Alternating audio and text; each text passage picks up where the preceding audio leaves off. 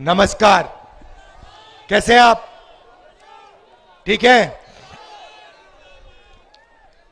एक साल पहले कन्याकुमारी से कश्मीर तक हमने भारत जोड़ो यात्रा की। 4000 किलोमीटर, हजारों लोग एक साथ मिलके चले। लक्ष्य भारत को जोड़ने का था। जो हिंसा फैलाई जा रही है, नफरत फैलाई जा रही है, उसके खिलाफ खड़े होने का था। यात्रा में से बहुत सुंदर नारा निकला, भीड़ में से आया, नफरत के बाजार में मोहब्बत की दुकान खोलनी है। और इस एक नारे से आप मेरी को राजनीति को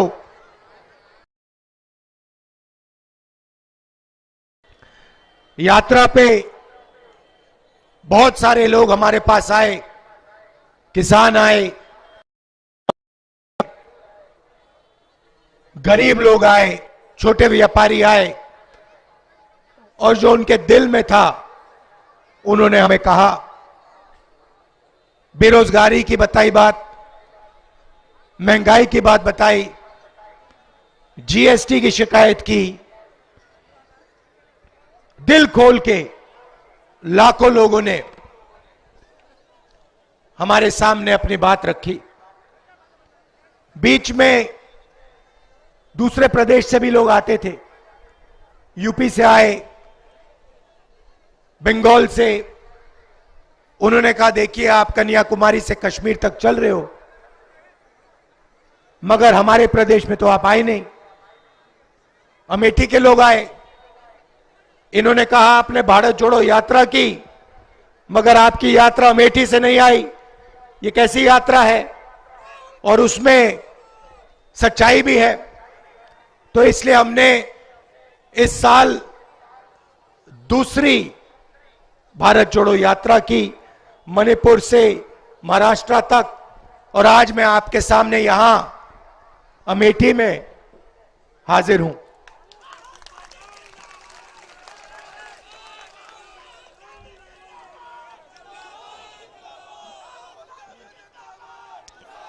मणिपुर में आग लगी हुई है। मैं आपको मणिपुर के बारे में बताता हूं। वहां पे सरकार ने दो वर्गों के बीच में लड़ाई करा दी।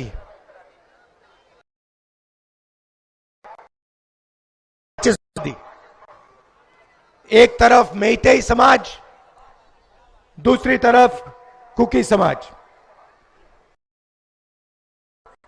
आज नहीं जा सकते।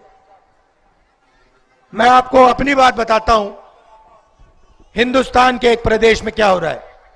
हम गए, दोनों समाजों ने हमें बुलाया, मेती समाज ने भी बुलाया,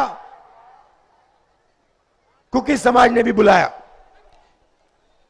पहली बार मैंने अपने राजनीतिक जीवन में यह ऐसा देखा है।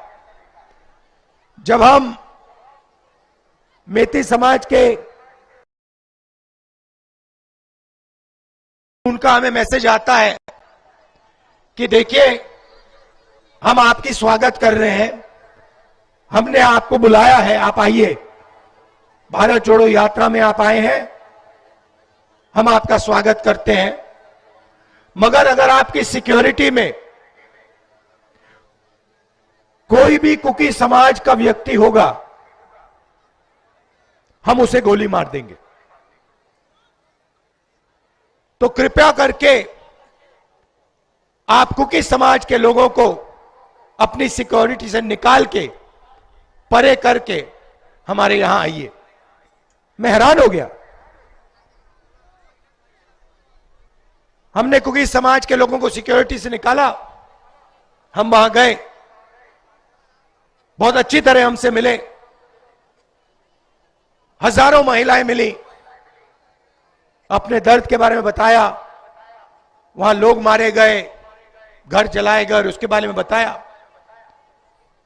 उसके बाद हम कुकी समाज के यहां गए, वही बात कुकी समाज ने हमें कही। जैसे ही हम वहां पहुंचे, हमें कहते हैं देखिए हम चाहते कि आप यहां आए, मगर मेते समाज का आपका कोई भी होगा सिक्योरिटी वाला, हम उसको गोली मार देंगे।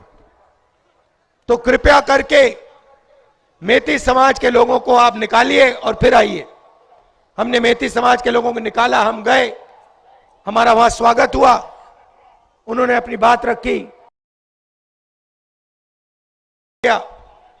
उन्होंने बात रखी और फिर हम वापस गए। मैं आपको ये क्यों बता रहा हूं? क्योंकि आज मणिपुर में हिंदुस्तान की सरकार का कंट्रोल ही नहीं है। हिंदुस्तान की सरकार अपने सिक्योरिटी में जिसको चाहती है नहीं भेज सकती है। सिविल वॉर हो रखा है, आग लगी हुई है वहां पे, 6-7 महीने से लोगों को गोली मारी जा रही है, और आज तक हिंदुस्तान के प्रधानमंत्री मणिपुर नहीं गए। आज तक जा नहीं सकते, यह हालत है।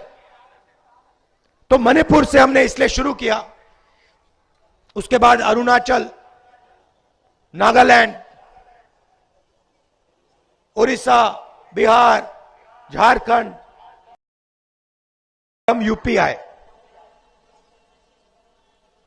कल मैंने देखा अपनी आंखों से वाराणसी में यूपी की सच्ची हालत।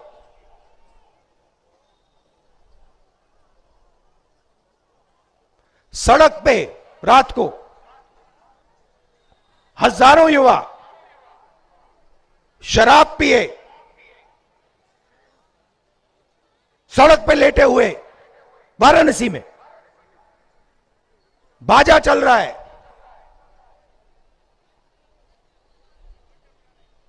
शराब पी पी के पूरा आपके युवा वाराणसी में नाच रहे हैं। और सुबह मेरे पास आते हैं, वो वाले नहीं, दूसरे युवा आते हैं, मेरे सामने ऐसा कागज पकड़, हमारी जिंदगी बर्बाद हो गई, पेपर लीक हो गया। एक पेपर ने एक के बाद एक, जो भी पेपर यहां होता है पेपर लीक हो जाता है। मेरे पास रोता हुआ युवा आता है, कहता है राहुल जी मैंने 5 लाख रुपए कोचिंग सेंटर को दिए, 5 लाख रुपए। मैंने सपना देखा था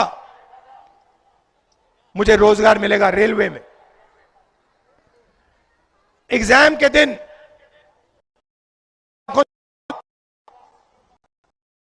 जिस चीज के लिए मैंने सालों तैयारी की, वही पेपर,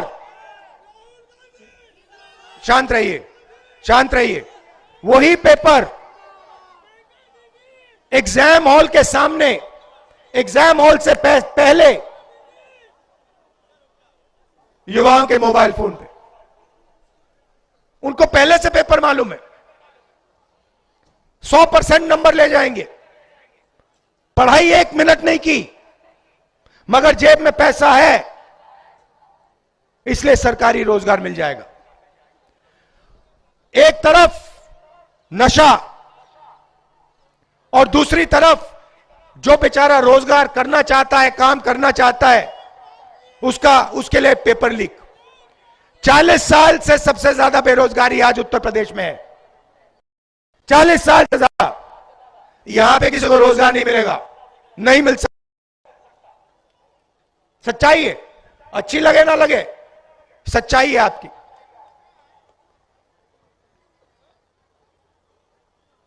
हर मीटिंग में मैं पूछता हूं, उत्तर पिछड़े वर्ग की कितनी आबादी है? आपको मालूम है? हिंदुस्तान पिछड़े वर्ग की कितनी आबादी है जानते हो? 50%। गिनती करो, 50% पिछड़े हैं दलित कितने हैं? 15%। 50-15 कितना हुआ? 65। 8% आदिवासी हैं। 65 में 8 जोड़ो, कितने हुए? 73। 73% पिछड़े, दलित और आदिवासी। मैंने माइनॉरिटी की बात नहीं की अभी, उनके बारे में नहीं, वो 5% है। ठीक है। अब मैं आपसे पूछता हूं, हिंदुस्तान की सबसे बड़ी 200 कंपनियों में पिछड़ी जात, दलित और आदिवासी कितने मालिक हैं? एक नहीं है, एक नहीं है। मैनेजमेंट टीम में कितने? एक भी नहीं है। ये मीडिया के लोग खड़े हैं यहां पे, मीडिया में 73% के कितने लोग? एक भी नहीं। चलो प्राइवेट अस्पतालों की बात करते हैं, उनके मालिकों में 73% के कितने लोग? एक भी नहीं। चलो उसको छोड़ो, हाई कोर्ट में चलते हैं। 650 हाई कोर्ट के, उसमें 70% के कितने? 650 में से 100।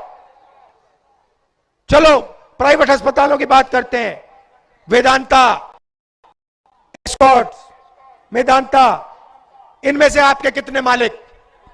0।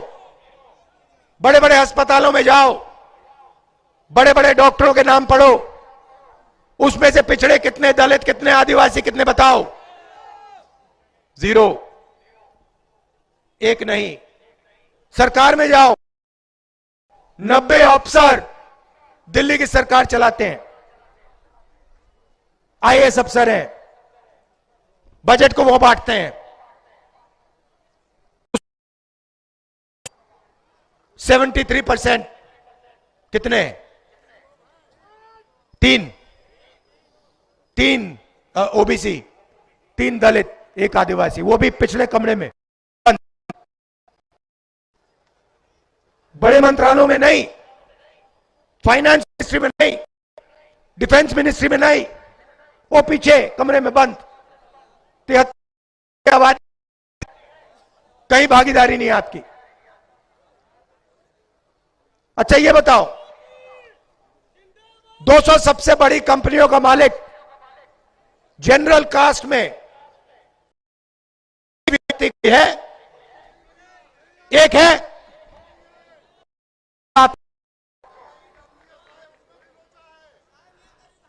आपके नाम पता है कहां है? मैं आपको बताता हूं, आपके नाम जुडिशरी में नहीं मिलेंगे, आपके नाम मीडिया में मिलेंगे, आपके नाम प्राइवेट अस्पताल की कंपनियों में नहीं मिलेंगे, प्राइवेट कॉलेज में नहीं मिलेंगे। बड़ी बड़े ब्यूरोक्रेट्स हैं, रुपए कमाते हैं, वहां आपके लोग नहीं मिलेंगे। आपके लोग मजदूरों की लिस्ट निकालो, मनरेगा की लिस्ट निकालो और दिल भर के अपने नाम वहां पे पढ़ लो, जितना पढ़ना है पढ़ लो। आप मनरेगा में देख लो, बेरोजगार लोगों की लिस्ट निकालो, उसमें देखो, मनरेगा मजदूरों की लिस्ट देखो, उसमें आपके सब लोग मिलेंगे। 73% सबके सब वो भविष्य है।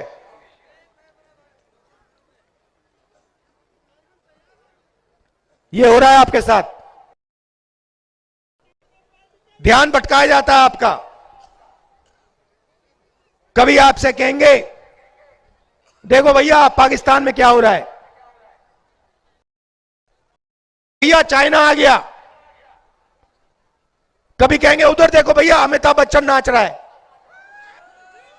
वो देखो भैया उसके साथ ऐश्वर्या राय नाच रही है। आप लोग इधर उधर देखोगे, ओ हाँ भैया वहां पे पाकिस्तान में बड़ा प्रॉब्लम। ओ भैया देखो चाइना में ये हो रहा है, ओ देखो भैया ऐश्वर्या राय नाच गई। मीडिया में आपको यही दिखेगा। 73% की मीडिया में बात नहीं होगी, मजदूरों की बात नहीं होगी, किसानों की बात नहीं होगी। और 24 आज का युवा नशे में, मैंने वहां देखा, बनारस में देखा, सड़क पे देखा, नहीं तो अगर शराब नहीं पी रहा तो फिर इस मोबाइल फोन पे 7-8 घंटा 7-8 घंटा भैया वीडियो देखता रहता है, वीडियो देखता रहता है, एक दूसरे को भेजता रहता है।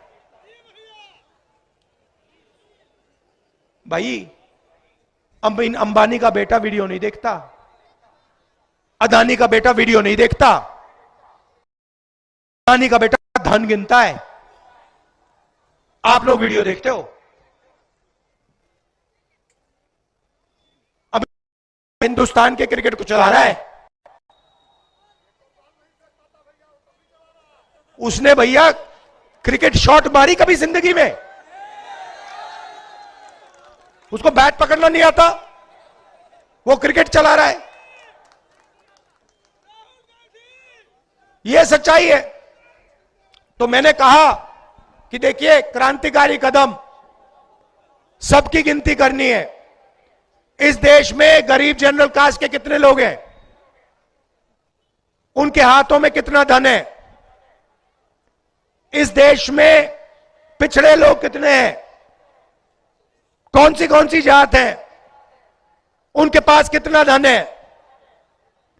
आदिवासियों के पास कितना धन है, दलितों के पास कितना धन है, मतलब जाति जनगणना। जैसे किसी को चोट लगती है, पहला काम, आज हमारा सिक्योरिटी वाला बेचारा गाड़ी के नीचे आ गया, उसका पैर नीचे आ गया, हमने पहला काम किया भैया जाके एक्सरे कराओ। पहला काम एक्सरे, मतलब जाति जनगणना। 2% के हाथ में देश का, आपको पता ही नहीं लग रहा। एयरपोर्ट छीन लिया आपके, पब्लिक सेक्टर यूनिट सब छीन लिए, इंफ्रास्ट्रक्चर आपका सब ले लिया, आपके स्कूल, आपके कॉलेजेस सब उठा के ले गए, आपके अस्पताल उठा के ले गए। 2% लोग हैं, 3% नहीं है। आपने राम देखा ना, धूमधाम से हुआ, देखा ना, उसमें आपने किसी दलित को देखा? आपकी राष्ट्रपति, हमारी राष्ट्रपति आदिवासी हैं, उनको अंदर नहीं आने दिया। उनका चेहरा देखा आपने? किसी वहां पे किसान का चेहरा देखा, मजदूर का देखा, पिछड़े वर्ग के आपने लोग देखे वहां पे? नहीं। अदानी देखा, उसके बच्चे देखे, अंबानी देखा, उसके बच्चे देखे, सारे बिजनेस वाले देखे, नरेंद्र मोदी देखे, अमिताभ बच्चन दिखा।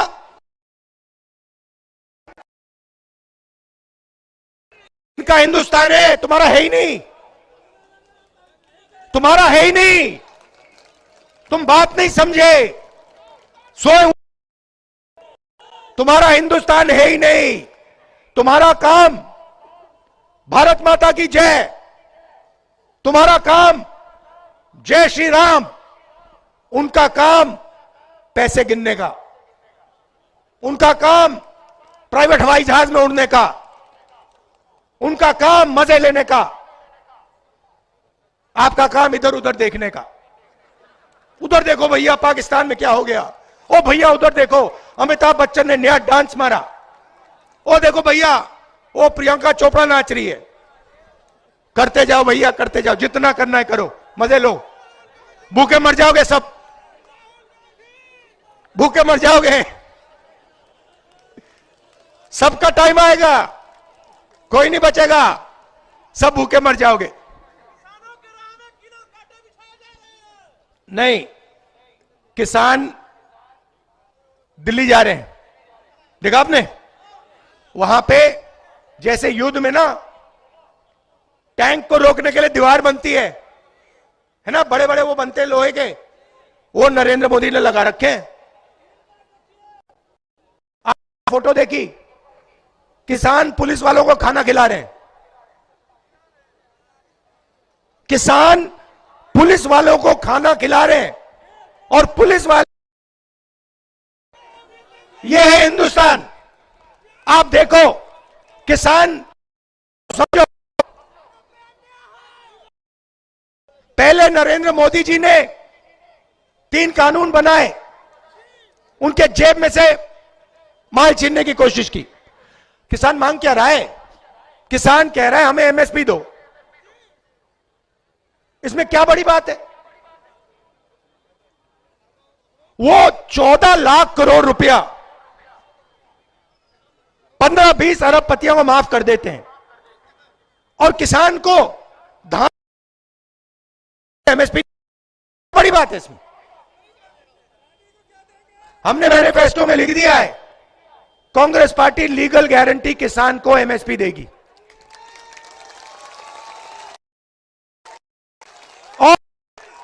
और एक्सरे करेगी। भैया बात समझ लो, एक्सरे होगा, जाति जनगणना होगा, सबको पता लग जाएगा इसमें पिछड़े कितने, दलित कितने, आदिवासी कितने, गरीब जनरल कास्ट के कितने।